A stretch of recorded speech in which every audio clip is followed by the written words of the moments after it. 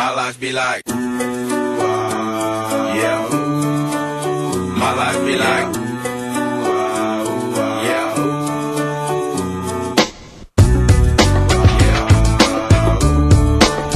My life be like, yeah.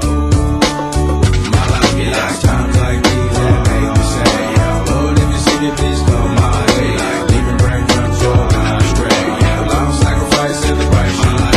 Living like a fingertip. Sometimes I fall, I slip. Yeah, more friends I be more like you. Yeah, about to put the fire with the things I like. I'm on an island by my lonesome stranded. Low key and staying candid. Reflect on all the things I try my hand at. Search for the equation to persuasions I'm used to. Find a comfort in the zones of clouds and bones I get loose to. A mountain is Fontaine. Welcome to Tribe TV. I'm Ashton. And I'm Cam. And this week we have a college football preview that we're about to show you. Welcome to our Week 7 college football preview. I'm Carson. And I'm Ben. And we're live from Sanford Stadium in Athens, which is a whole lot better than Clemson. No. Each of us will present our individual analysis of the games and share our predictions.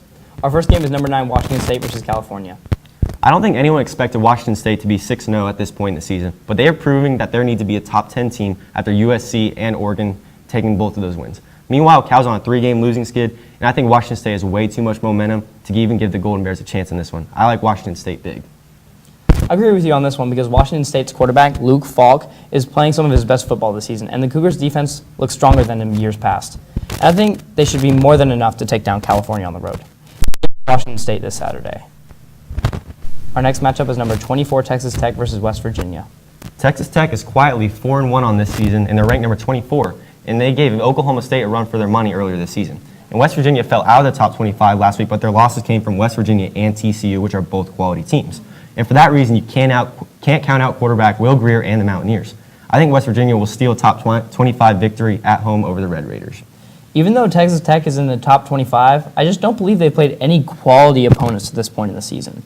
West Virginia is the more proven team so far, despite their 2 losses on the season. This should be a high-scoring game since both teams have firepower on the offensive side of the football. But West Virginia should come out on top. Our next matchup is number 10 Auburn versus LSU. I think there's 3 dominant teams in the SEC: Alabama, Georgia, and Auburn. Other than that, the SEC looks pretty average if we're being honest. LSU did get a big win in the Swamp last week. They can't get anything going against that strong Auburn defense and that defensive line. This one won't be as close as people expect, even though it is at LSU, and I expect Auburn to take care of business in Death Valley. Auburn's offense got off to a slow start in the beginning, but it looks like they're clicking on all cylinders once Jared Stidham got comfortable. He wasn't comfortable against that Clemson defensive line, I'll tell you that right now. All right, we don't need to talk about that. Ben is right in the fact that the Auburn defense is for real, and LSU's offense hasn't found any rhythm to this point. I like Auburn to pull away in the second half of this game. Our next matchup is number 12 Oklahoma versus Texas. Because my dad went to Iowa State, we were both shocked that Iowa State pulled off the upset of the season so far after beating Oklahoma. But Baker Mayfield isn't that kind of player to just quit on his team. The Sooners will bounce back in a big way this weekend. Because this game is being played in Texas, I think it's going to be close. But Oklahoma will eventually take this one.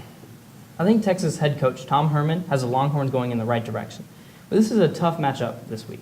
Oklahoma knows they have to win out if they have any shot in the college football playoff. I think the Sooners are down, but not out. Baker Mayfield will take over this game and lead Oklahoma to the solid road win. Now it's time for our upsets of the week. Last week, I nailed my upset pick of Michigan State over Michigan to take a 1-0 lead on the scoreboard over Carson.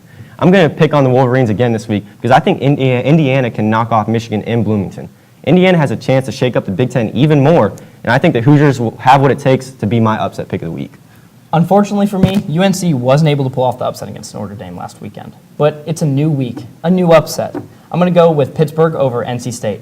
The Pack is traveling to Heinz Field this weekend, and I feel the Wolfpack is looking ahead to Notre Dame and Clemson in the coming weeks. Let's go Panthers. Now it's time for the matchup of the week. Georgia Tech versus number 11 Miami. This is an interesting matchup to me because I think Tech is good enough to be a top 25 team. And their only loss was by 1 point to Tennessee at the beginning of the season. But Miami has a lot to play for in the ACC after beating FSU at FSU last week.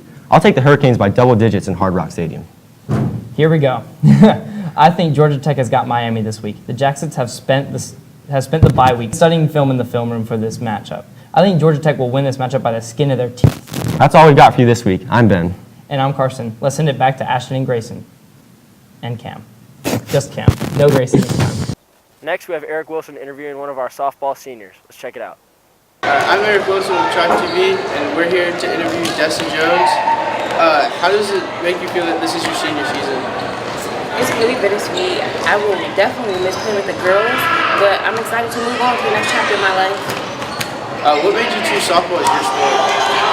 Ever since a young age, my dad coached softball. I was always around the girls. I was going to the high school practices when I was 4, so I just fell in love with it. How has your team come together over the course of the season? We've had our ups and downs this season. We've played really good against some really good teams, like the Collins Hill game. We lost in overtime, but overall we've done good. What made you choose Agnes Scott College to commit to?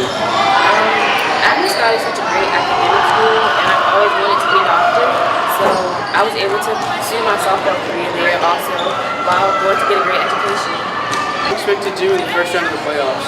I expect us to go and play very hard.